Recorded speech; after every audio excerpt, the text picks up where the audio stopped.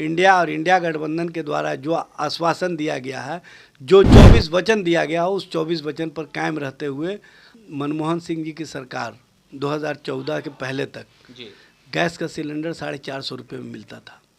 और उसमें अब उन वादों में से कुछ वादे को ये समाप्त करने का काम किया। अब नौकरी की बात नहीं कर रहे हैं, हम महंगाई समाप्त करने की बात नहीं कर रहे हैं। इसीलिए बिहार और देश की जनता का विश्वास इंडिया गठबंधन महागठबंधन के प्रति और मजबूत हुआ है। तो आपने संख्या घटाया कि बढ़ाया? ये 25 करोड़ संख्या घटाने का झूठा दावा कर रहे हैं, जबकि ये लोग जुमलाबाज हैं। 2014 में इन्होंने वादा किया था कि हर साल 2 करोड़ नौकरी देंगे। पनोरमा ग्रुप, जो सोचता है वो करता है, आपके अपने सपनों का आशियाना। अगर बात की जाए रोजगार को लेके, तो रोजगार को लेके तो बातें तो बहुत तरह की करते हैं तमाम पार्टियां, क्योंकि अभी लोकसभा का चुनाव है और चुनाव में बातें बहुत तरह की हमारे सामने नज़र आती। इस बीच अगर बात की जाए मैनिफेस्टो की, जी हाँ, तो बीजेपी की तरफ से भी मैनिफेस्टो जो है वो रिलीज़ कर दी गई है। और कहीं ना कहीं अगर बात की जाए तो उसमें तरह तरह की बातें भी की गई हैं कि इस बार जो है वो मतलब किसान पे भी इस पर मतलब ध्यान देने की बात कही गई है उनके मैनिफेस्टो में। और अगर दूसरी तरफ अगर बात की जाए आरजेडी के मैनिफेस्टो में, तो ये लोग जो हैं वो मतलब लगातार मतलब रोज़गार और कहीं ना कहीं गरीबी जो एक ऐसा अहम मुद्दा बन चुका है, उस पर मतलब मैनिफेस्टो में ऑलरेडी मेंशन है कि उस पर अगर इनकी सरकार बनती है तो ये काम करेंगे। नमस्कार, आप देख रहे हैं भारत लाइव, मैं वे सिंह। जैसा कि आप सभी को पता है कि अभी चुनाव का माहौल है, चुनाव के माहौल में बातें बहुत तरह की हमारे सामने नज़र आती है। इस बीच जो अहम जो मुद्दा है वो 2 मुद्दा है वो हमारे सामने बढ़ चढ़ कर नज़र आ रहा है। अगर बात की जाए उन 2 मुद्दों में से, पहला मुद्दा तो रोज़गार और दूसरा मुद्दा जो है वो महंगाई। तो इन्हीं सब तमाम मुद्दों पर बातें करने के लिए हमारे साथ मौजूद हैं आरजेडी के प्रवक्ता एजाज़ अहमद जी। जी पहले तो स्वागत है आपका। बहुत धन्यवाद। अच्छा, क्या लगता है कि मैनिफेस्टो तो दोनों तरफ से रिलीज़ कर दी गई है, आपकी तरफ से भी वादे काफ़ी किए गए हैं और कहीं ना कहीं बीजेपी की तरफ से भी वादे किए गए हैं, क्या लगता है कि उन वादों पे मतलब पार्टियां काम करेगी अगर सरकार बनती है तो? देखिए, हमारे यहाँ वादे नहीं किए गए हैं। हमने जो 2020 के चुनाव में वादे किए थे, उन वादे को 2022 में जब हम सत्ता में आए और डिप्टी सीएम बने तो उसको हमने पूरा किया। 5 लाख के करीब नौकरियां दी। आरक्षण व्यवस्था को हमने बढ़ाने का काम किया, 75% आरक्षण व्यवस्था किया। जातीय गणना कराने की बात की थी, जातीय गणना करा करके जिसकी जितनी संख्या उसकी उतनी हिस्सेदारी तय की और सभी के आरक्षण व्यवस्था को बढ़ाने का काम किया। जबकि ये लोग जुमलाबाज हैं। 2014 में इन्होंने वादा किया था कि हर साल 2 करोड़ नौकरी देंगे। नौजवानों को भटकाव की दिशा में ले गए, नफरत की राजनीति में ले गए, लेकिन नौकरी नहीं दिए। 10 साल हो गया सत्ता को, 20 करोड़ नौकरी दिए जानी चाहिए थी, लेकिन उन्होंने दिया भारत सरकार के आंकड़े के अनुसार 7,22,311।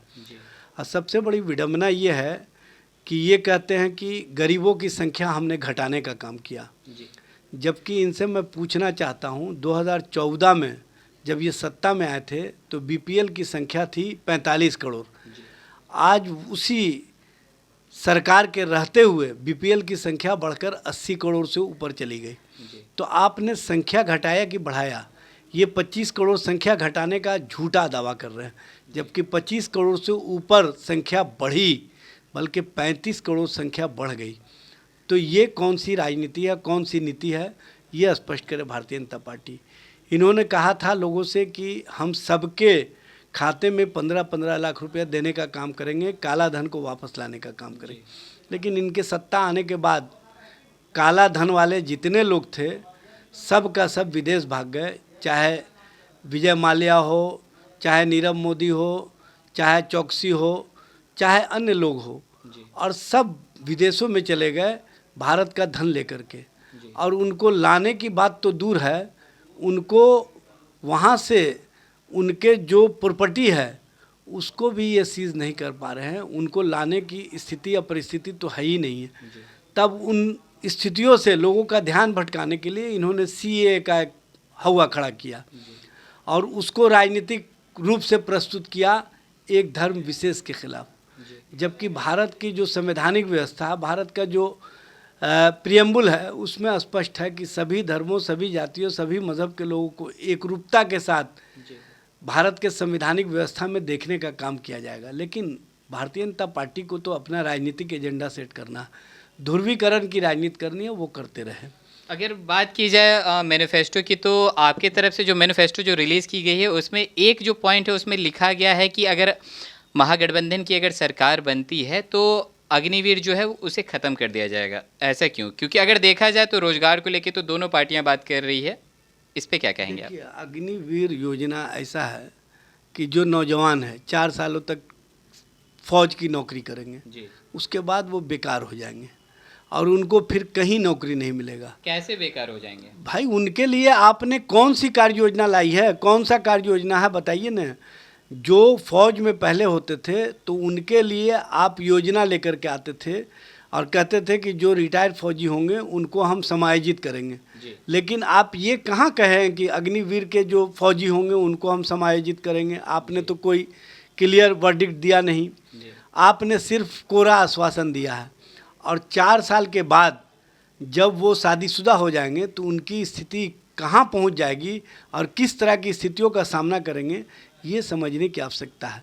इसीलिए हम लोगों ने कहा कि अग्निवीर योजना जो लाया गया है उसको हम रोल बैक करके पहले से जो व्यवस्था थी फौजियों को बहाली की, उसी प्रक्रिया को चालू करेंगे और उसी प्रक्रिया के माध्यम से फौजियों को जो सुविधाएं मिलती थी नौकरियों में या अन्य जगह, उन सुविधाओं को बहाल करेंगे और पुरानी पेंशन योजना को हम लागू करेंगे।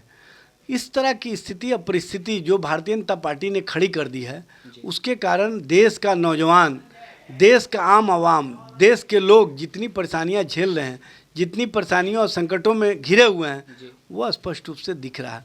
इसलिए जो जुमलाबाजी करने वाले लोग हैं, जुमलाबाजी करते रहें, लेकिन जनता और जनता के बीच से ये बात स्पष्ट रूप से आ रही है कि हम अब मोदी के साथ नहीं, मुद्दों के साथ खड़े हैं। और मुद्दा जो इंडिया गठबंधन की ओर से सामने है वो है 1 करोड़ नौकरी देने का। 15 अगस्त को जब हम सत्ता में आएंगे तो हम 1 करोड़ नौकरियां देंगे। महिलाओं के विकास के लिए, महिलाओं को आगे लाने के लिए हम रक्षाबंधन के दिन से उनको 1-1 लाख रुपया प्रत्येक के खाते में देने का काम करेंगे। हम 500 रुपये में गैस सिलेंडर उपलब्ध कराएंगे और 200 यूनिट बिजली मुफ्त देने का काम करेंगे। ये हमारी सोच है और ये हमारा एजेंडा है। ये हमारा कहीं ना कहीं जो जनता और जनता के हित में काम है और जो हमने पहले भी वादे किए थे उन वादों को हमने पूरा किया। इसीलिए बिहार और देश की जनता का विश्वास इंडिया गठबंधन, महागठबंधन के प्रति और मजबूत हुआ है। और आप देखे होंगे जिस तरह से बिहार की जनता ने जन विश्वास रैली के माध्यम से तेजस्वी प्रसाद यादव के नेतृत्व को मजबूती प्रदान की और तेजस्वी प्रसाद यादव को इस बात के लिए लोगों ने आश्वस्त किया कि हम आपके नेतृत्व पर विश्वास करते हैं, आपके वचन पर विश्वास करते हैं। इसीलिए हम 24 में 24 जन वचन लेकर के आए हैं। जो जनता को हमने वादे किए थे उन वादों को हम आगे भी पूरा करेंगे। ये हमारा संकल्प है और इसी संकल्प को लेकर के हम आगे बढ़ेंगे। और ये लोग जो 2014 से वादे करते रहे हैं उस वादे पर अमल तो नहीं किए।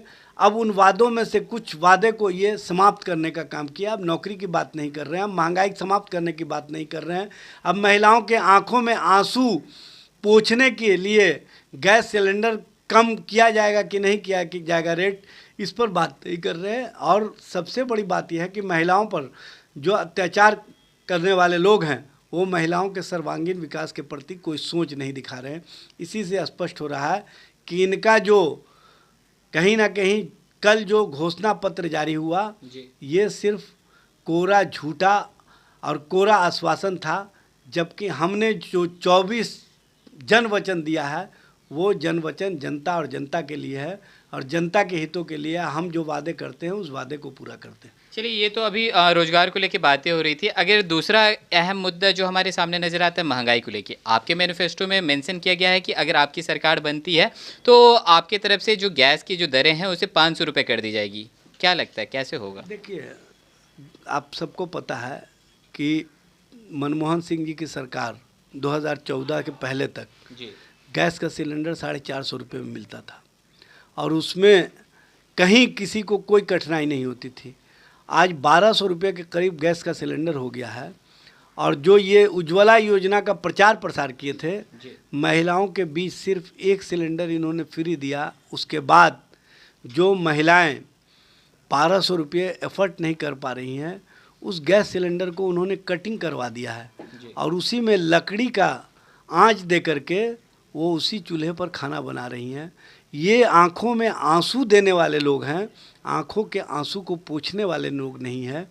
इसलिए इनकी जो राजनीति है पूरी तरह से मजिस्ट्रेट चेकिंग में पकड़ी गई है और उज्ज्वला योजना वाली महिलाएं अब स्पष्ट रूप से कह रही है कि हमको ठगा गया है, हमको कहीं ना कहीं भ्रम की जाल में फंसाया गया है और ये ठगने वाली सरकार है। अब इसके बातों पर हम विश्वास नहीं करेंगे।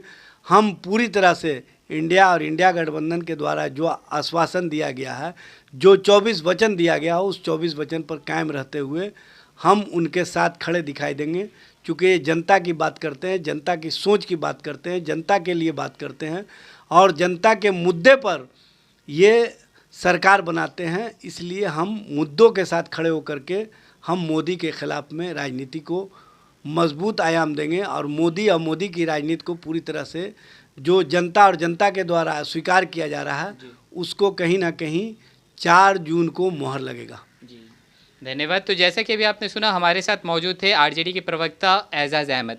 इनका कहना था कि जो अभी मैनिफेस्टो जो हमारे सामने मतलब रिलीज़ हुई है, उसमें जो बातें की गई हैं तो उस पर इनकी जो पार्टी है वो मतलब सिर्फ वादे नहीं करेगी, इस पर काम भी करेगी। और अगर दूसरी तरफ अगर बात की जाए अग्निवीर योजना को लेके, तो इनकी तरफ से कहना है कि जो अग्निवीर योजना जो एनडीए की तरफ से जो निकाली गई थी, 4 साल की नियुक्तियां जो हो रही थी, तो कहीं ना कहीं उस पर रोक लगाने की ज़रूरत है। क्योंकि 4 साल के बाद जो युवाएं हैं उनका भविष्य जो है वो खतरे में नजर आएगा। तो और भी ऐसे तमाम खबरें देखते रहने के लिए आप देखते रहे भारत लाइव। मैं वेद सिंह सेवी करण के साथ, पटना। पनोरमा ग्रुप, जो सोचता है वो करता है।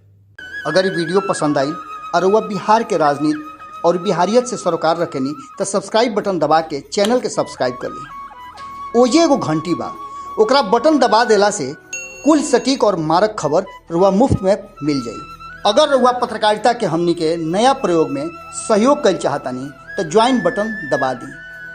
पेटीएम नंबर नोट कर ली 9386816700। धन्यवाद।